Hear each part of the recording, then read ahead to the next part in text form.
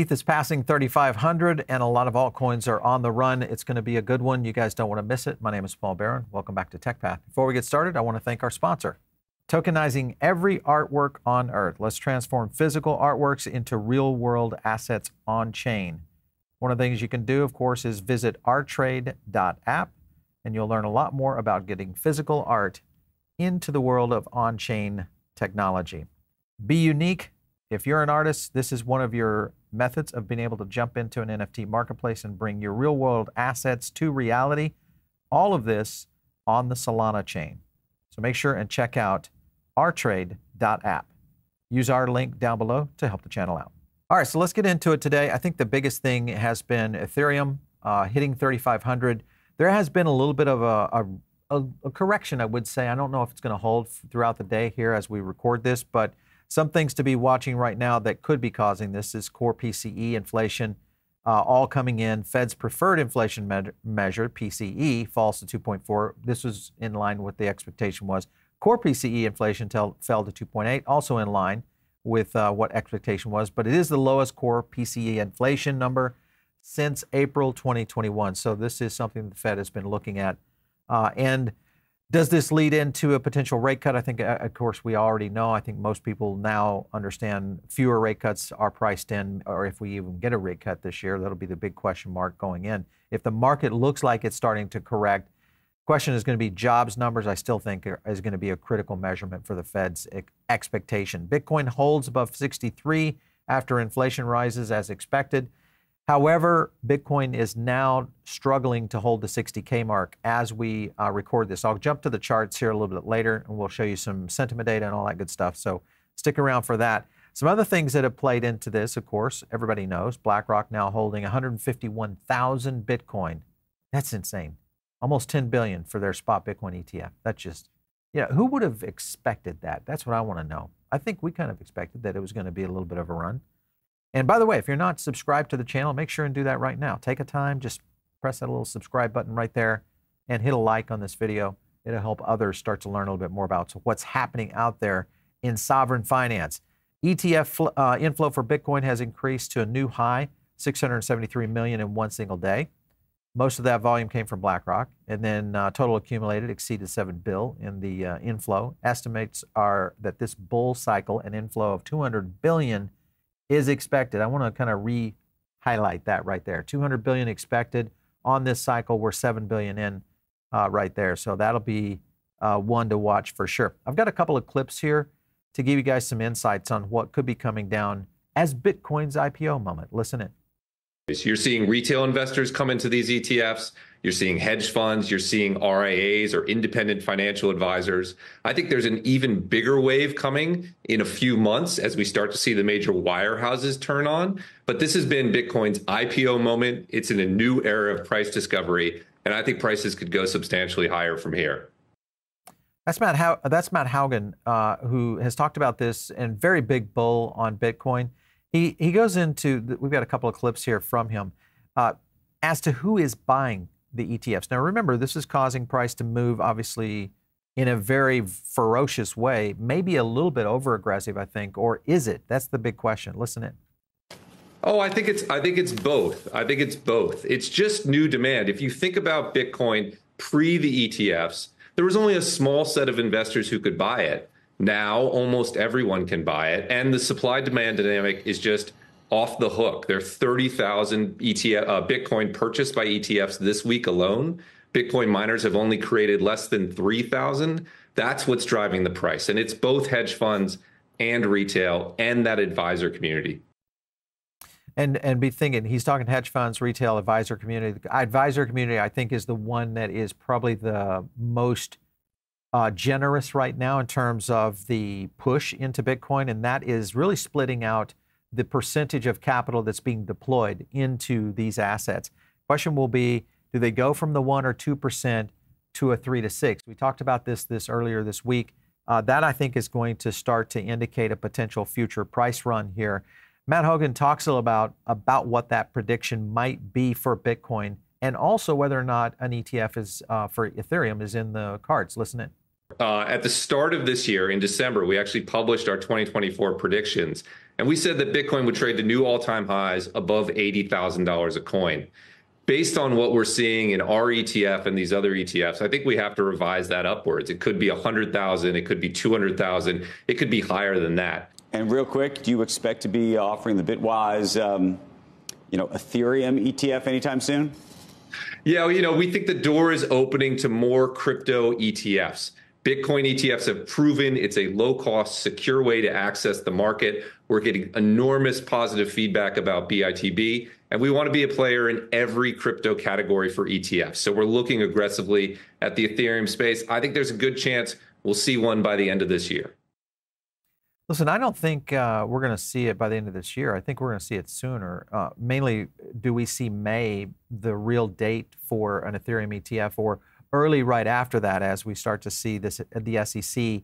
But more importantly, Wall Street look at how scrumptious these gains have been. Remember, these guys are getting paid on asset management, so the fees for that. So that in itself, with the kind of volume that's coming in, it only points one way, and that is yes. Now, whether you like Jim Cramer or you don't like Jim Cramer, he now says, hey, it makes a pretty obvious prediction about Ethereum ETFs. He says they're coming. They're coming right here. Given the success of Bitcoin ETF, it's pretty obvious that an ETF will soon come out. The market depth, tightness of spreads, price correlation all across the markets are highly indicative of a market resilient to fraud and manipulation. Now, this is something we've talked about yesterday. This is a thing that I even am concerned about with seeing Bitcoin going up to 64K in such a short period of time. Obviously, the market has settled down since yesterday and the Coinbase debacle. But you got to remember what happened yesterday with Coinbase. And that was that they had been prepping for a 10x surge, and it superseded, or I guess overextended what the potential of what Coinbase was even to happen. So the question is, was that all retail? Was that a push quickly of people trying to move into the market because it was hitting that psychological barrier around 60K? Lots of things brewing in the market for sure. Altcoins are the next question, because this is the cycle that I think a lot of people are confused by. And what I mean by that, hear me out, is in the past, we've seen cycles that have been somewhat predictive. The way they move, the way the market regresses, the adjustment out of one asset into others, the liquidity pools that move from one area of the market to the other area of risk asset markets, including altcoins. That's been somewhat predictive. This cycle already has started off with high unpredictability, meaning very fast movement up here on Bitcoin, Ethereum lagging slightly behind it, Solana taking a big run today. I think it was cresting 130. And of course, if you look at the gains that you've seen in Solana since just back in October, I think it was 472%. So crazy numbers. But Ethereum does lead the altcoin season. ETH around 17.4% more valuable than it was 7 days ago. It's up. Solana 25% greater than a week ago. And then you can see, of course, according to other forecasts, numerous altcoins are expected to experience explosive growth, possibly 20x to 100x by the end of 2024's bull cycle. That's the real question. Is the bull cycle only a 2024 run, or will we get a multi-year bull cycle that we've seen in the past, where you have these early runs, market regression, another run, those kind of things that could happen? That is the big question. Many people are looking at this at maybe a much more shortened cycle that could go just past the election, and depending on what's happening with rate cuts. And I think that will be the big factor on a macro standpoint. Obviously, we'll see some other things that play into that, and that's going to be coming around adoption. Speaking of that, this was my tweet this morning. UBS, Morgan Stanley, bringing in multiple Bitcoin ETFs in March already. JP Morgan, I was just having some fun with them, of course, with Jamie Dimon, always talking about Pet Rock as Bitcoin. But hey, listen, they're just FOMOing because BlackRock's, getting all the bags. I think that's what it boils down to. And Fidelity is kind of making them look a little bit silly, in the sense that Fidelity emerged as one of the leaders, Fidelity Digital Assets, as one of the leaders on understanding how to buy Bitcoin and Ethereum way before an ETF. So this, I think, is just the rest of the crew. Solana price prediction right now, daily trading volume blast 8 billion. In the, many people saying, hey, is this the super cycle? Because that's something still that people are considering. This could be a super cycle on a lot of these major assets. And remember, there's a lot of projects that are starting to roll. You've got a lot more access in the DeFi markets. You've got a lot more liquidity in these DeFi markets, especially in the Solana ecosystem. When you think about what's happened with Phantom and all the DEXs that are out there, a lot happening here. Solana rallied 23 to 25 in the last 30, with the altcoin now posting a 480% expansion in the past year. Most of that coming in the last 6 months, back into October. So price prediction right now, could it hit, I'm looking, is this a $10 billion potential pump right here on Solana? Because it did crack the 130 number. And I don't know, this is one we're watching. We love Solana. Of course, it's one that we like. At the same time, I don't like down times. They've had one here recently. There is a lot of projects that are working. DeepIn is a big part of that. Gaming is starting to surface there, very strong. But you also have to just take a look at, what's happening in the rest of the market. Speaking of that, meme coins. Meme coins have been flying off the chart. Here's Doge, which rises up 32% last 24 hours, surpassing a $17.5 billion market cap, moving up the chart, pushing some tokens back down. This is going to be one to watch. I'd love to know what your meme coin is. Drop some comments down below. Are you liking Doge, kind of the OG of meme coins? What do you like? Maybe WIF? Is it something like in the Bonk or the Kakinu? What is it that you like around Dogecoins, meme coins? So, blockchain one step away from mainstream adoption. I'm a little bit hesitant with this because I talk to a lot of business leaders and I talk to a lot of brands and companies that are trying to figure out how to, implement blockchain, whether it's through NFTs or gaming or anything that applies into a connected tissue into AI. I think that's the real question. If we see AI connect deeper into blockchain, maybe that is the mainstream moment for blockchain. I think right now it's still a speculative asset that's going to get a big run here. Bitcoin back to Matt Hogan. If it hits a 200K number, that's a pretty crazy number. I was surprised he said 200K for sure. All right, so let's jump into charts real quick. We'll take a look on the, let's go over here to the daily and start to squeeze this out a little bit. I'm using the Lux Algo indicators. If you guys are wondering, sometimes we'll use those. I use this oscillator matrix down here mainly for just money flow.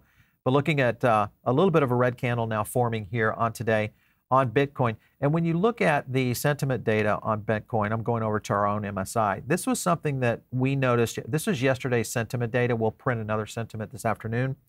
And in yesterday's numbers in our amplification sentiment, which is kind of an action area of sentiment on the market, we saw, even though Bitcoin was flying, remember, yesterday was a huge day for Bitcoin. Bitcoin was flying. You can kind of see the move that it's taken over the last 4 prints. But right here, we had this little fall off, and that might be what we're starting to witness right here on both Bitcoin and also Ethereum as it retraces back down around 3,300 as we're filming this right now. So depending on where you are looking at some of these tokens, that's something to kind of consider. However, you do have to look at the money flow coming in on ETH right here. Definitely very strong. That is one thing I am looking at. Is ETH just in a pause moment before we do see 3,500 start to hold and close on today? That's the one I'm watching. Solana is the other one that I am watching. We will be doing an altcoin show for you guys this week that'll be breaking down a ton of alts that we're looking at and a ton of alts that we think might be big winners in this coming market. So if you guys are not in the Diamond Circle, make sure and get in now. It's a great place to catch additional content and catch me on X at Paul Barron. Catch you next time right here on TechPath.